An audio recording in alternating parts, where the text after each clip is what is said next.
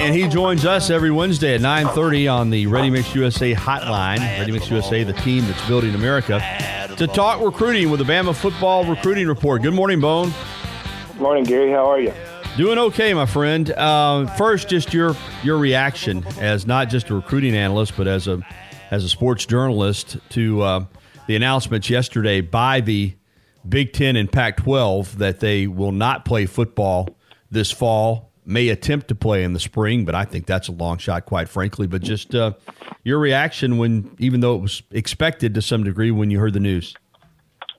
Well, shocking. Obviously we were hearing about it, the day before that there was a strong possibility, and then it seemed like, there was a pretty big movement going around that it may not happen, that all the players were trying to get together, and the movement had kind of spread throughout the country that the players wanted to play, and they were willing to take the risk, and maybe it would have changed things, but clearly it didn't, and the Pac-12 and Big Ten decided to cancel their season. They say that they're going to push things back to the spring, but I can't see it happening. I don't think there's any way possible it's going to happen in the spring. So I think that's why the SEC and I guess the SEC and ACC haven't officially said 100% they're going to play, but it looks like they are going to move forward. And the Big 12 certainly put out a statement yesterday saying they have plans to move forward. So I think that's big for those three conferences, and hopefully things will continue to go according to plan, and nothing else will get canceled. So we'll see what happens, but very shocking, and something that I guess probably 6 months ago we never envisioned would happen, and now it has. So we'll see how this kind of affects programs moving forward, and especially on the recruiting landscape. Yeah, that's what I was just going to ask you about. Of course, the recruiting fallout. We've already seen it. I know Ohio State lost a five-star recruit. What is it going to be, in your opinion? How big a blow will it be for these teams in these two conferences? Well, I think it is going to be a blow. We don't know the severity of it yet in terms of how much it's going to impact recruiting. I mean, we did see Tumise Delier, the five-star defensive end, decommit from Ohio State. Of course, it happened a little bit before the announcement came, so we just don't know if that had anything to do with it. But we talked about Tumise Delier several times about the potential of him decommitting from the Buckeyes for the last 3 or 4 months. So not really a major surprise there. But I think it's something that everybody's just going to continue to watch and see what the impact is going to be, because obviously kids aren't going to be, not only are they probably not going to be able to go to games this fall in general, they're not going to be able to watch these programs play on Saturdays this fall. So it's going to be very interesting. It'll be very interesting to kind of see how it all unfolds. And we've talked about this several times. We're probably going to see more decommitments than ever before, just because recruits weren't able to take visits during the spring or during the summer, and now with seasons getting canceled for a couple major conferences, it's certainly, I think, going to make a major impact. For Alabama, of course, and the SEC right now, I'm not going to say it's business as usual, because it's not, but the plan is to move forward with a season beginning on September the 26th. The dead period has been extended, obviously, but Alabama continues full speed ahead for now, and on the recruiting trail has had a lot of momentum. We've documented it here every week, and now coming up this weekend on Saturday, a couple of more announcements that Alabama is really involved with these two players. Give us an update, beginning with Kyrie Jackson. Yeah, Kyrie Jackson, the junior college cornerback from East Mississippi, is going to be announcing his college commitment 6 p.m. on Saturday night. Has the top 4 of Alabama, Oregon, Oklahoma, and Florida. I predicted him to Alabama. Predicted him to Alabama for the last probably a month and a half now, and I feel pretty confident about that pick. I think Alabama's done a great job recruiting him throughout the process. He's considered Alabama's top junior college target, not just top junior college cornerback target, but top overall junior college target, and I feel like, he's felt, the love from them, throughout the entire time. Freddie Roach, lead recruiter there, along with Carl Scott and Nick Saban. I think all those guys have, done a tremendous job recruiting him throughout this whole process. And I feel like he's going to end up announcing for Alabama on Saturday. And give us the update on the other prospect. Yeah, Monkel Goodwine, one of the top overall players in the country, currently rated I think he's number 28 overall in the Rivals 100, defensive end out of Maryland. We know how well Alabama's recruited the DMV area, the D.C., Maryland, Virginia area, for a long time, really ever since Nick Saban's been in Tuscaloosa, and Monkel Goodwine has made a couple trips to Alabama. Obviously not this year, but last year, and really has a great connection with Sal Sinceri, Freddie Roach, and also Nick Saban. All three of those guys, played a major impact on his recruitment. But it's probably I think it's maybe a little bit tighter than Kyrie Jackson's recruitment. I think with Kyrie Jackson, I think Alabama's kind of separated themselves from the pack, but with Monkel Goodwine, I mean, he certainly likes other programs like Clemson, Kentucky, Arizona State, Texas A&M. Now, I do think there is a little bit of separation between three of them. I think Alabama, Clemson, and Kentucky have separated themselves from Arizona State and Texas A&M. When probably about a month ago, there was a lot of predictions coming in on Texas A&M for Monkel Goodwine.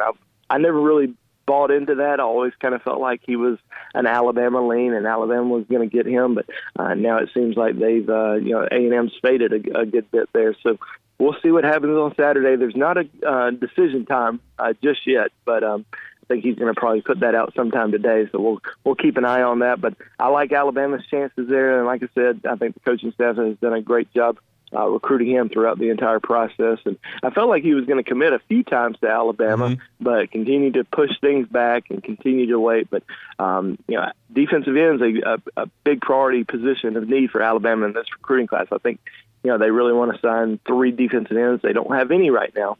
So this could be a big commitment for them come Saturday. Yeah, we'll be paying attention, of course, to Kyrie Jackson and Monkel Goodwine on Saturday, and I know you'll be on top of it. And as soon as there's announcements, you'll have it. You'll have it out on BamaInsider.com.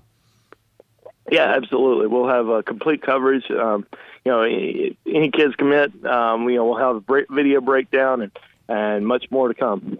All right, you mentioned this evolving landscape for recruiting, and you've been saying it all along that you thought that there would be a wave of decommitments at some point. And you told me, of course, early in the process when Alabama was lagging behind to not worry. And now Alabama's sitting here with 16 commitments, possibly could get 2 more on Saturday, and seem to me to be in better shape than most of these programs with the way they've handled this. But do you worry about, the status of some of these Alabama commitments? How firm do you think all of the Alabama commitments are with the Crimson Tide? And do you think there could be some decommitments down the road from Alabama prospects? Or is Alabama, because of the brand and because of the way Saban's gone about this recruiting cycle, in better shape than most schools in regards to hanging on to their commitments? Yeah, I think that's a great question because, we've seen players decommit, from Alabama or flip from Alabama, just about every single year. And, some of that has to do with Alabama, maybe showing more attention to other guys or, maybe some kids decide to stay in state. You just never know what may happen. And, we've already seen 2 kids in Alabama's class this year decommit or flip. And, one being Drake May, the quarterback out of North Carolina, who flipped to North Carolina, and Latrell McCutcheon, who reopened his recruitment and is now committed to Oklahoma. So, I think everyone's wondering, who currently in this class, may be looking elsewhere. Well, I really don't see any kids in this class right now that, are on the verge of flipping or on the verge of even reconsidering their decision. I think all are pretty solid commitments. Now, that doesn't mean some of them aren't still being heavily pursued by programs.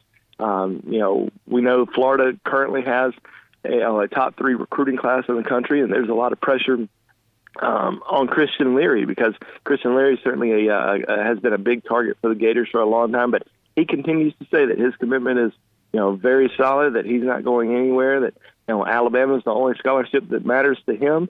So I think that's pretty big. If he was out there saying, yeah, I'm still going to take visits, I'm still kind of open, I might be a little bit worried, but with him saying he's very solid, I think that's a good thing.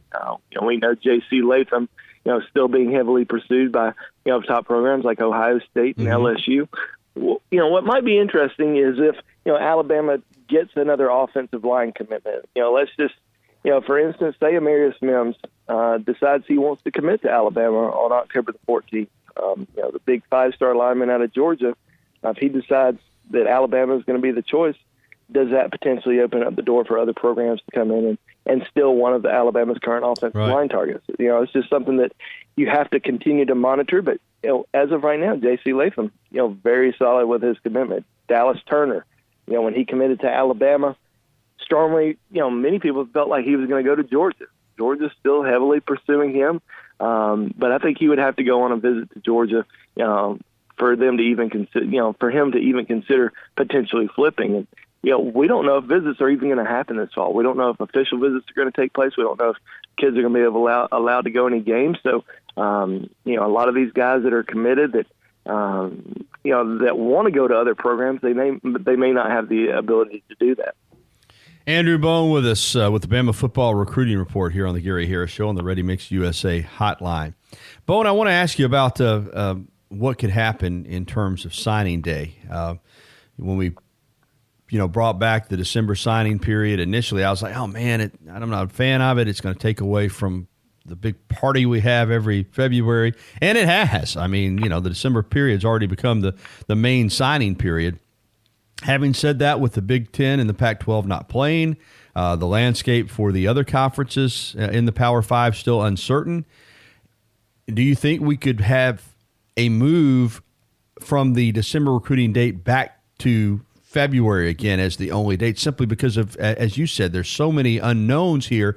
Do you think they'll keep the December signing date in place, or do you think they might move it back? I think they'll keep it in place just because you look at across the entire board throughout the country. I mean, most of these programs do have 15 plus commitments already, and most of these kids have been recruited for the last couple of years rather than just starting to get recruited. Now there are a lot of recruits out there that haven't been able to enjoy the recruiting process. So I think last year was probably the year that we saw more kids sign in December than ever before. There weren't a lot of kids who were signing in February. There were a few, but just not many compared to years past. So, I think we'll probably see that. I think we'll see a lot of kids still sign in December, but I think we're going to see a lot more kids, decide to push things back until February this year, and be back to where we were, 2 years ago. Bone, I wouldn't be doing my job if I didn't ask you for the weekly Kool-Aid McKinstry update. I mean, he is by far, and I'm sure probably for you too, but me as a sportscaster, when I get asked about recruiting, he's by far the most asked about prospect. Anything new from when we spoke this time last week with him? Rivals did an interview with him on, I think it was last Thursday, did a video interview with him, just kind of break down his top three schools. As we know, it's Alabama, Auburn, and LSU. And, we had an interview with him, before, but this time we kind of got him on camera to talk about the top three. And, it was kind of hard to predict what he's going to do because he has a lot of love for all three programs. I would say 2 months ago, there was a lot of talk about LSU, that LSU had kind of overtaken Alabama and Auburn for him, and that he was going to end up going down to Baton Rouge. Of course, we've been talking for months that this is a kid who's a lock to Alabama, and now as of today, there's a lot of talk about Auburn. He really likes Auburn a lot, and got a great relationship with the coaching staff down there. But from watching his video interview, it was really tough to predict what he's going to do. And from talking to Chad Simmons, who was with him the other day. Chad Simmons covers the Southeast for Rivals.com. He didn't really have a good feel either. It's just kind of who knows what's going to happen with him. But at the same time, we could possibly see something happening, within this month. I think that's very possible. He's always kind of wanted to make a decision before the start of his senior season. And, he says that he feels like he might be ready here pretty soon. So we'll keep an eye on that. But I do think it ends up coming down to an in-state battle. Now, will it shock me if he goes to LSU? Probably not, just because he's, one of these kids who's kind of a wild card. But, just from, watching his video interview, listening to him talk, and listening to some other interviews, it just seems like it's going to come down to the in-state schools. And the reason I say that is because basketball is such an important factor for him. He wants to play both sports. That's right. In college. Now, he has talked to LSU about playing both sports, but Alabama and Auburn have talked to him a lot more and have been heavily recruiting him a lot more than LSU has. So I think that factor, ends up leading him to stay in state. All right, Bone, I want to ask you about a local prospect here in Tuscaloosa, Kamari Lassiter at American Christian. I don't know how you feel about it. I sometimes think it's more difficult for a kid here in the Tuscaloosa area because there's so much scrutiny on him being local, and I think the feeling is that if Alabama offers, that's where the young man is going to go. And I think that maybe from a recruiting standpoint, Alabama sometimes feels like, well, we know this kid's here, and I think that it's harder sometimes to get an offer. I mean, we saw it with Seth Williams. We've seen it with some other prospects. Certainly Alabama signed its share of local prospects, but it just seems to me sometimes when a kid grows up here in Tuscaloosa, it's tougher for him to get an offer from Alabama than it would be if the same player, let's say, grew up in Florida. But Kamari Lassiter is a national recruit. American Christian cornerback, athletic, long, 6 feet, 185 pounds. He's got a nice offer list. What do you think is going to happen with him, and how serious is he with Alabama and Alabama with him? Yeah, well, you're right. I really like Kamari Lassiter a lot. I think he's a tremendous athlete. Had an awesome junior season. I mean, you turn on the tape. I mean, he's just impressive overall. I think he can make a big impact at the college level. But with Alabama, it's kind of tough because you look at their recruiting board right now, and they are probably going to take, I would say, 6 defensive backs in this class. If they add Kyrie Jackson on Saturday, that's going to be 4, not just cornerback commitments, but 4 overall defensive back commitments. And unfortunately, there's still some top guys out there that are priority targets for Alabama. And we just talked about one, Kool-Aid, Kool-Aid McKinstry. I mean, he's still a top target for Alabama, number 1 player in the state of Alabama. So Alabama's going to hold a spot for him. Terrion Arnold, who I think is maybe one of the most underrated players in the country, and maybe he might just be the top defensive back target for Alabama out of Tallahassee, big time target for them. So, I think those 2 guys have spots at Alabama and are going to have spots at Alabama until signing day, until they make decisions. So, you got to kind of wait on those guys. But Kamari Lassiter, he is on Alabama's recruiting board, but I think it'll be tough for Alabama to take really anybody else right now. Besides those 2 guys, there's a few other guys that are in Louisiana that Alabama holds in high regard as well. It's like Sage Ryan and Jordan Gilbert. So I think, unfortunately, I think the numbers are just going to, not play in Kamari Lassiter's favor for Alabama. And fortunately for some other schools, one program is going to be able to get him instead of Alabama. And I think the 2 schools to watch out for is going to be Auburn and Georgia. Now, he's originally from Georgia, from the Savannah area, so really likes Georgia a lot. But I think Auburn's done a great job recruiting him, and kind of like Seth Williams, I think as of right now, I'm leaning towards him ending up on the Plains. Wow, great stuff as always, Bone. Let our listeners in on all the different ways they can follow you and keep up with your information. Well, you can follow me on my Twitter handle at Andrew, the letter J, Bone, Andrew J. Bone. Follow us on BamaInsider.com. Just go to Bama Insider. Sign up for our 30-day free trial and check us out. And you can also go to our YouTube channel. We had a great live YouTube show last night, kind of covered all the bases on the recruiting landscape. So you can just go to YouTube, search Bama Insider, and hit subscribe. You get all of our videos there for free. Thanks a lot, Bone. Thanks, Gary. Have a good one. All right, 9:51.